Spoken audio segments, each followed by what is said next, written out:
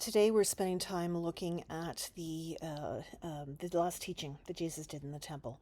The temple, when we left yesterday, the temple was abuzz with what he had done and very angry. The leadership was very angry with what he had been part of. So he comes in our story today, does his thing, and the temple authority challenges him. What authority do you have?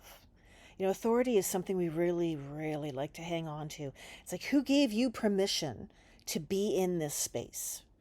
And there's no comprehension. There's no concept that maybe Jesus is about something bigger. That's not even on the radar of the leadership, even though they've heard Jesus teach. They want to know who the authority is. What worldly being are you speaking on behalf of? We do that in our church communities too. Like we kind of prefer the hierarchy. Even though we like the theory of having everybody participate, there's certain members of our congregations, there's certain members of our community that we defer to all the time.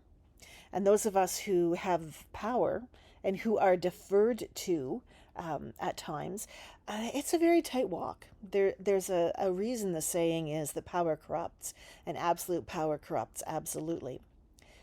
The authority, what the temple leadership was obsessing with, is a very worldly understanding of who was in charge, who gave you the right to be here. So Jesus challenges them. Doesn't answer, because he never answers when the authorities ask questions. And he says, who gave John the authority?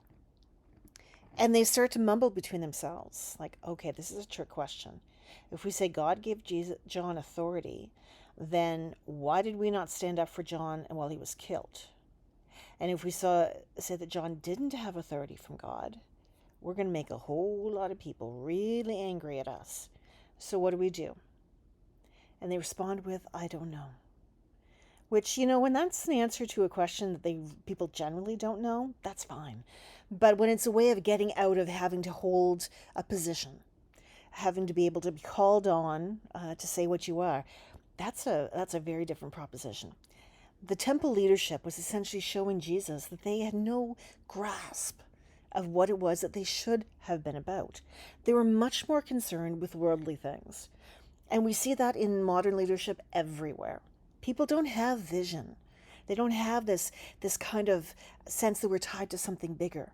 They have this whole idea of, how do I cover my butt? How do I get elected again in the next election cycle? How do I manage to make my money stay my money? These are earthly values that Jesus was having none of. And in Jesus' typical form, he took it one step further, and he said to them, I'm going to tell you a story. Two sons. His father told one son to go out to the field, to the vineyard and work, and the son said, oh, yep, getting right on that. And never went. And the second son said, oh, do I really have to? I do not want to do this. But eventually he went.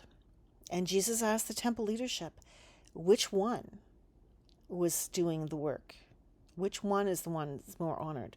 The one that says right up front, yep, I'm going to do something, and doesn't follow through?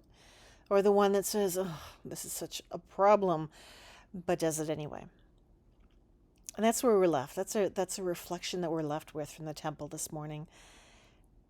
Who are we in the equation? Are we obsessed with authority? Are we obsessed with presentation?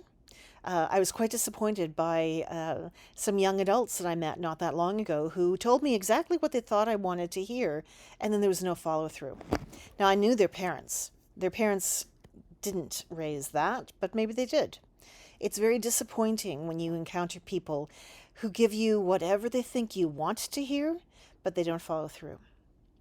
We're asked to be the ones who follow through. That wasn't a trick question that Jesus was asking. We don't have to like it, but if we know that we're supposed to do it, getting up and doing it matters. That's where we're left on Tuesday of Holy Week.